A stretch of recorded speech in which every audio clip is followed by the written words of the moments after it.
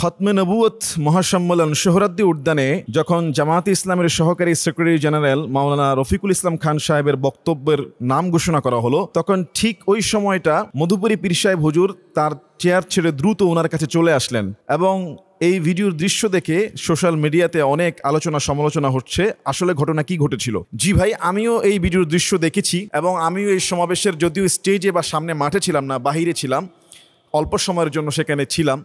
যে শাহবাগের ওদিকে যখন অনেক অনেক মানুষ গতকাল হয়েছে, আসলে খতমে নবুয়তের এই সোহরাদ্দি উদ্যানে গতকাল যখন জামাত ইসলামের সহকারী সেক্রেটারি জেনারেল মাওলানা রফিকুল ইসলাম খান সাহেব যখন বক্তব্য দিতে যাবেন, আমরা দেখেছি যে মধুপুরী পীর সাহেব হুজুর উনি তার চেয়ার ছেড়ে দ্রুত ওনার কাছে চলে আসেন এবং একটা সময় দেখলাম যে মাওলানা রফিকুল ইসলাম খান সাহেব উনি হাসি মুখেই ওখান থেকে স্টেজে গেলেন। আশেপাশে আরও যারা ছিলেন, জনাব মাওলানা মাহফুজুল হক সাহেব, মামুনুল হক সাহেব থেকে শুরু করে আরও অনেক ওলামায়ে কেরাম সেখানে ছিলেন, তারাও হাস্যোজ্জ্বল ছিলেন। তো অনেকে বলছে যে তার বক্তব্যে এটা বাধা দেওয়ার সৃষ্টি করার জন্য এই বিশৃঙ্খলা তৈরি হয়েছে এবং সেই মঞ্চে আমরা কিছু বিশৃঙ্খলার মতো দৃশ্য আমরা দেখেছি। আসল ঘটনা কি?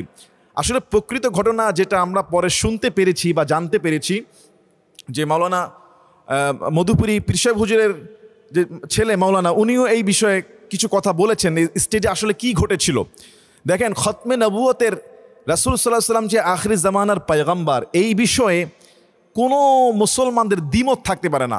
হয়তো মাসলাকে, মাযহাবে, আখলাকে, দলে বিভিন্ন বিভক্তি থাকতে পারে, কিন্তু গতকাল সোহরাদ্দি উদ্যানে যে খতমে নবুয়তের মহাসমাবেশের স্টেজে সকল দলের, সকল মতের মুসলমানরা সেখানে উপস্থিত ছিল এবং প্রত্যেকের প্রাণের দাবি একটাই যে রাসূল সাল্লাল্লাহু আলাইহি ওয়াসাল্লাম হলেন শেষ নবী এবং কাদিয়ানীদের যে কাফের, অমুসলিম ঘোষণা করতে হবে রাষ্ট্রীয়ভাবে। এখানে আসলে দল চলে না, মত চলে না, ফিকি ইখতিলাফ চলে না, কারণ প্রাণের নবী মুহাম্মদ সাল্লাল্লাহু আলাইহি ওয়াসাল্লামকে সবাই এক ভাগে ভালোবাসেন। কেউ যদি বলেন যে শেষ নবী নয়, তাহলে সেও কাফের হয়ে যাবে। এই স্টেজে এখানে কোনো দল লাগে না, মত লাগে না। কিন্তু মাওলানা রফিকুল ইসলাম খান সাহেব যখন বক্তব্য দিতে যাচ্ছেন, ওই সময় মধুপুরী সাহেব এসে ওনাকে বলেছিলেন যে আপনি বক্তব্যে নাকি মাইকে বলবেন যে জামায়াতে ইসলামী ক্ষমতায় আসলে কাদিয়ানীদেরকে নিষিদ্ধ করা হবে, তাদেরকে অমুসলিম ঘোষণা করা হবে। তিনি এই কথাটাই বলেছিলেন। আমরা হয়তো এই দৃশ্য দেখে অনেকেই ভাবছি যে তাকে প্রচণ্ড বাধা দেওয়া হয়েছে বা আপনার বিভ্রান্তি করা হয়েছে। আপনারা দেখবেন কিন্তু যে রফিকুল ইসলাম খান সাহেব উনি কিন্তু হাসতেছিলেন, উনি হয়তো সম্মতি, হ্যাঁ অবশ্যই। অন্য মানুষেরা যারা আশেপাশে ওলামা একরাম ছিল তারাও একটা স্মাইলিং মুখে ছিলেন। হয়তো মধুপুরী সাহেব উনি একটু চলে আসছেন, ওনার মুখে হাসি মুখে ছিল না, অনেকে ভাবছে যে বাধা দিতে আসছেন। তবে হ্যাঁ, মাওলানা রফিকুল ইসলাম খান সাহেবের বক্তব্যের সময় বিশৃঙ্খলা হয়েছিল এবং সেটা কে করেছে সেটাও ওই ওলামা একরাম সেই স্টেজ থেকে তারা বর্ণনা করেছেন। জমিয়তের প্রধান সম্ভবত যে ওমর ফারুক খান সাহেব, মুহতারাম মুরব্বী ওমর ফারুক সাহেব, উনি সেখানে প্রচণ্ড রকমের বাধা বিপত্তি, বিভিন্ন প্রশ্ন তোলা শুরু করে। আমরা দেখেছি যে আমিরে হেফাজত উনিও বেশ কয়েকবার, ওনাকেও খুব চিন্তিত এবং বিভিন্ন রকমের ওনার কথাবার্তা বলতে শোনা যায়। আসলে এইটা জিনিসটা বোঝা উচিত যে আপনি যে দল করি না কেন, যে মত করি না কেন, একটা স্টেজে যদি সকল মত আর দল এক পক্ষে একসাথে দাঁড়িয়ে যায়, তাহলে রাষ্ট্র মেনে নিতে বাধ্য যে কাদিয়ানীদের পক্ষে এই রাষ্ট্র নাই এবং তাদেরকে কাফের, অমুসলিম ঘোষণা করতে হবে। কিন্তু দুঃখজনক হলো সত্য, আজকে স্বাধীনতার পর থেকে এই যে বিভেদ, এই যে খোঁচাখুচি, এই যে একটা অসম্মানী, এত বড় একটা স্টেজ, এত মানুষ, হাজার হাজার মানুষ, ওলামা একরাম, ছাত্র, সাধারণ মানুষ দেখছে, মিডিয়া লাইভ ক্যাপচার হচ্ছে, এত বড় একটা স্টেজে একজন মুরব্বী, বয়োজ্যেষ্ঠ আলেম যদি বিশৃঙ্খলা করে, তাহলে অন্যান্য যারা, তাদেরকে দেখে আমরা যারা শিখি, আমরা যারা ছাত্রতুল্য, ওস্তাদদেরকে দেখে আমরা যারা আদর্শ, তাহলে আমরা কি শিখব? যদি আমাদের ভিতরের এই বিভেদ চলমান থাকে স্বাধীনতার পর থেকে, আজকে দেখুন, আজকে আলেম ওলামারা কিন্তু দাবি জানিয়ে আসতেছে, এরকম সোহরাদ্দি উদ্যানে আরও 100 সমাবেশ করলেও দাবি কার্যকর হবে কিনা সন্দেহ আছে। কিন্তু যদি একবার এই সম্মিলিতভাবে ওলামা একরামরা বা ইসলাম প্রিয় মোহাব্বত যারা করেন, তারা যদি একবার রাষ্ট্রীয় ক্ষমতায় আসে, এত সমাবেশ করা লাগবে না, এক কলমের খোঁচায় কাদিয়ানী কাফের হয়ে যাবে। এতটুকু আমাদের বুঝতে অনেক কষ্ট হয়। আমরা খালি মুহতাজ হই, কিন্তু আমরা দেশকে পরিচালনা করার জন্য এক পায়ে হয়ে একসঙ্গে দাঁড়াবো।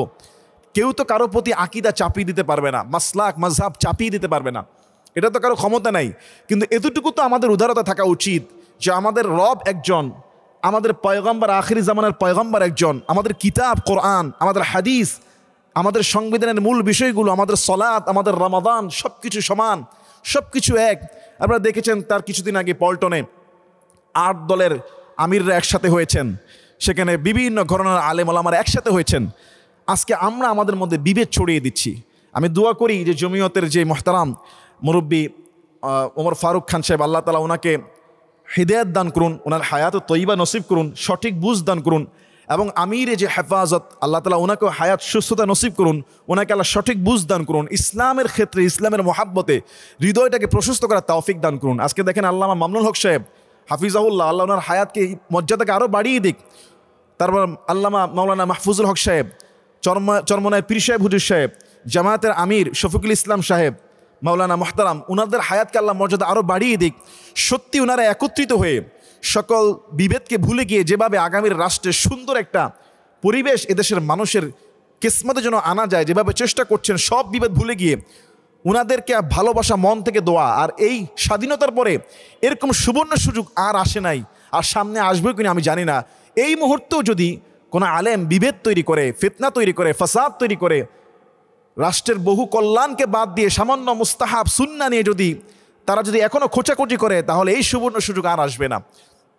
আলহামদুলিল্লাহ বাংলাদেশের সব ঘরানার আলেম ওলামারা একত্রিত হয়ে গিয়েছে, কিন্তু দুই একজন কিছু মুরব্বী আলেম বয়সের কারণে, আমি ওনাদেরকে আমি দোষ দিচ্ছি না, হয়তো বয়সের কারণে ওনাদের মেধা বা বর্তমান প্রেক্ষাপট পরিস্থিতি বাইরের অবস্থা হয়তো বুঝতে পারছেন না, হয়তো বা ওনাদের আশেপাশে যারা আছেন ওনাদেরকে সেভাবে বুঝাতে পারছেন না। আমরা আশা করি ওনারা শত হলো আমাদের ওস্তাদ আলেম, দ্বীনের স্বার্থে রাষ্ট্রের কল্যাণে ওনাদের হৃদয়টাকে প্রশস্ত করে দেবেন। এবং মধুপুরী পীর সাহেব হুজুর, উনি কিন্তু তার দুদিন আগে আমাদের যে ধর্মমন্ত্রী ওনাকে বলেছে যে উনি নাকি ওমরা করতে গিয়ে পালিয়ে চলে গেছে। আসলে এইভাবে যদি অ্যাটাক চলতে থাকে, আবার ধর্মমন্ত্রী সাহেব তিনি বলেছেন আমি পালাবো কেন, আমি কি মধুপুরী সাহেবের চাকরি করি নাকি আমি চোর। এই যে আমরা একে অপরকে সম্মান দিয়ে কথা না বলে একটা বিভেদ তৈরি করে ফেলা। একজন বয়োজ্যেষ্ঠ আলো মুরব্বী হতে পারে, কিন্তু দেখেন বয়সের কারণে, প্রেক্ষাপট না বুঝার কারণে উনির বর্তমান যে এলেম সম্পর্কে ধারণা নাই। এলেম বলতে বর্তমান যে পরিস্থিতি, বর্তমান যে মাসলাক আখলাক উম্মাহের যে করণীয় বর্জনীয়, এটা কিন্তু অনেক বয়োজ্যেষ্ঠ আলেমরা হয়তো নাও বুঝতে পারেন। ওনাদের ভুল ত্রুটিগুলো আল্লাহ ক্ষমা করুন, কিন্তু ওনাদেরকে বোঝানোর জন্য কিন্তু আশেপাশে আরও স্মার্ট আলেম থাকা দরকার। আল্লাহ খতমে নবুয়তের এই মহাসম্মেলনকে সফল করে দিয়ে অতি দ্রুত শীঘ্রই এই যে কাদিয়ানীদেরকে যেন নিষিদ্ধ করা হয়। দেখবেন কালকে মঞ্চে প্রত্যেকটা দলের প্রধানের একটাই ভাষা ছিল যে কাদিয়ানীরা কাফের, তাদেরকে বহিষ্কার করতে হবে, অমুসলিম ঘোষণা করতে হবে। শুধু দুঃখজনক হলো একটা বড় দলের সাবেক মন্ত্রী, উনি কিন্তু স্পষ্ট বারবার ওনাকে বলা হলো, উনি কিন্তু বলতে পারেন নাই। উনি বলেছেন পার্লামেন্টে গেলে আলোচনা করে আমরা আইন মেনে সবাই মিলে সম্মিলিত হয়ে থাকলে করব, কিন্তু মুসলমান হিসাবে জোর দিয়ে বলার মতো কিন্তু অন্য অন্য দলের আমিরা কিন্তু বলেছেন। এবং ওই সময়টা যখন এই রফিকুল ইসলাম খান সাহেব বক্তব্য দিচ্ছিলেন, ঠিক ওই সময়টা মাওলানা ওবায়দুল্লাহ ফারুক সাহেব উনি বিশৃঙ্খলা করছিলেন, মধুপুরী সাহেব সেটা থামানোর চেষ্টা করছিলেন, এবং আমিরে হেফাজতকেও ওই আপনার জমিয়তের যে লিডার, এটা স্টেজে যারা ছিল আলেমরা বলেছে। এবং গতকালকে অনেক দাওরা ফারেক আলেম বন্ধুদের সাথে দেখলাম, ওনারা আফসুস দুঃখ যে আমাদের মাসলাকের কিছু আলেম আজকে বিভ্রান্তি ছড়িয়ে মধ্যে নাম্বার 1-এর মধ্যে ছড়িয়ে আছে। গতকালকে কিছু আলেম বন্ধু দাওরা ফারেক তারা কথাগুলো বললেন। দেখুন এখন আর সেই যুগ নাই, এখন সব কিছু খোলামেলা, মানুষ বুঝে, কিতাব আমল সোশ্যাল মিডিয়া উদারতা ভালো ব্যবহার মন্দ ব্যবহার আপনি যাই করবেন মানুষ কিন্তু জাস্টিফাই করে ফেলবে। আল্লাহ আমাদের সবাইকে হিদায়াত দান করুন।